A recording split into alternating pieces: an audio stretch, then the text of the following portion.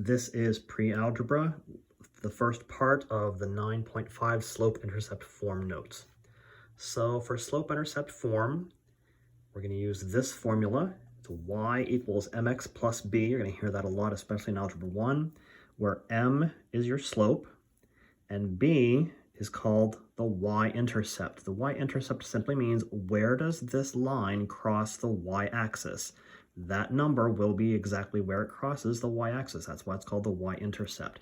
The y and the x are always going to remain part of the formula. They're always going to be there 99% of the time. And I'll show you when x won't be there.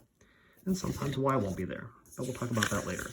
So it says write the equation of the line in slope-intercept form with the given slope and y-intercept. So basically all they're giving you is the m number and the b number.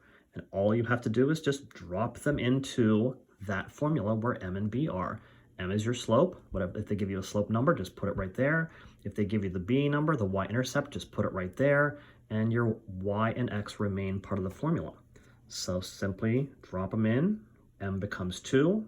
B becomes 6. So y is equal to 2x plus 6. And that's what you write. Number 2, slope is 2/3. It's a fraction. Don't worry about it. Just copy the fraction. So 2/3 x. The y-intercept is a negative number this time. So when you drop a negative number into what should be positive, it will turn negative. So y is equal to 2/3 x minus 4. Minus is the same as a negative.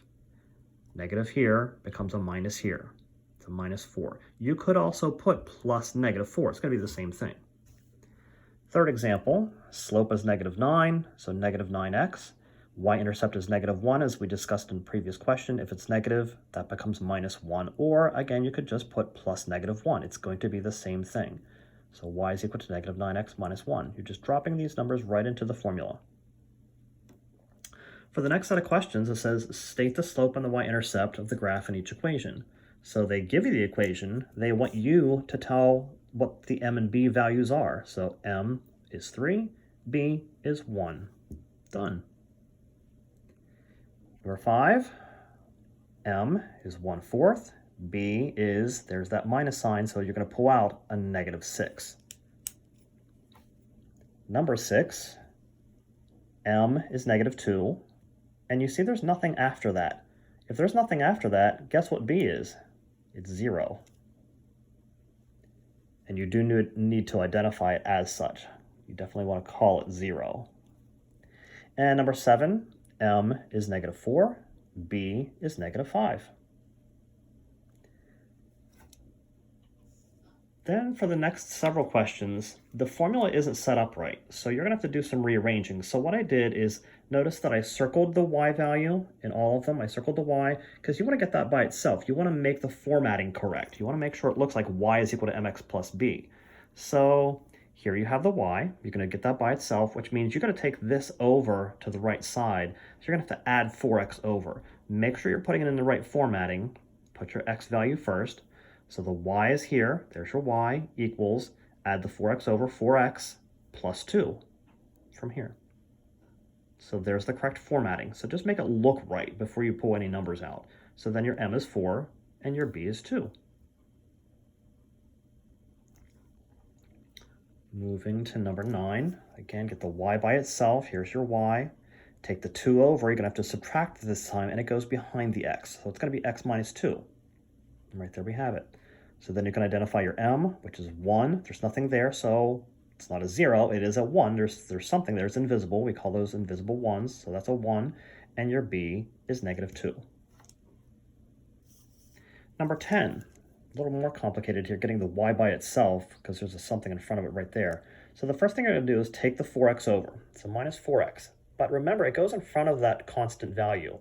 So when you subtract 4x over, you're going to slip it in here in front of that 10, so -4x plus 10, but you're not done yet because that -2's got to also go away to get the y completely by itself. So the only way to get rid of this is divide, because this is multiplication right here, remember? This is multiplication. So you want to divide by -2, and you have to divide this by -2, and you have to divide that by -2. Everything gets divided by -2. So now your y is by itself. -4 divided by -2 is +2. 10 divided by negative 2 is negative 5. You're going to want to take these a little slower and be really careful if you have to divide in that last step. So then your formatting is all correct. Take out your M2 and your B, negative 5. The identification of the values is easy. It's getting all this stuff in the right order and the right formatting that's going to be a little more complicated. So just be careful with those. Number 11, again, here's your y, but there's something in front of it. We'll have to take care of that later. First thing, add over the 6. So there's the plus 6. Then divide by 3. So this gets divided by 3, and this gets divided by 3. If you can't divide it by 3, it's just a fraction. 5 divided by 3 is just 5/3. Don't worry about fractions. You're not doing anything with them yet, you're just identifying them. 6 does divide by 3 to give you 2. So M is 5/3 or 5/3, B is 2. Okay, 4 more examples. And we move on to number 12. Here's your y. You're going to have to add the 5 over. So that goes behind the x, negative x plus 5. Your M is a negative 1. Your B is 5. Number 13, here is your y. You need to take the 6x over. It's going to have to go in front of the negative 3. So negative 6x minus 3. M, negative 6. B, negative 3.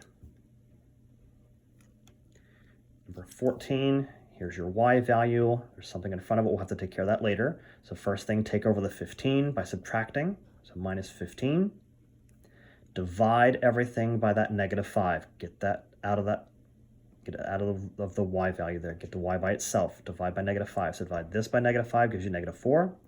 Divide this by negative 5 gives you positive 3. Negative divided by negative is positive. 15 divided by 5 is 3. So here's your M, negative 4.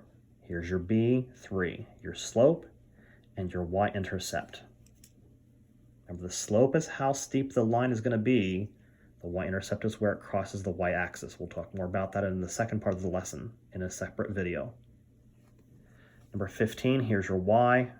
Take over the 8 by subtraction. 12 minus 8. See, there's no x value over here. There's no x's, so you are allowed to combine them. 12 minus 8 is 4. There's where that comes from. There's no x values. Then divide by 2, and you get 2. So what happens when there's no x values? There's no x, so guess what? Whatever multiplied by x to get rid of it had to have been 0. So you need to identify M as 0, and your your y-intercept is 2. So the slope is 0, y-intercept is 2. That's the first half of the lesson. We'll continue the second half in a second video.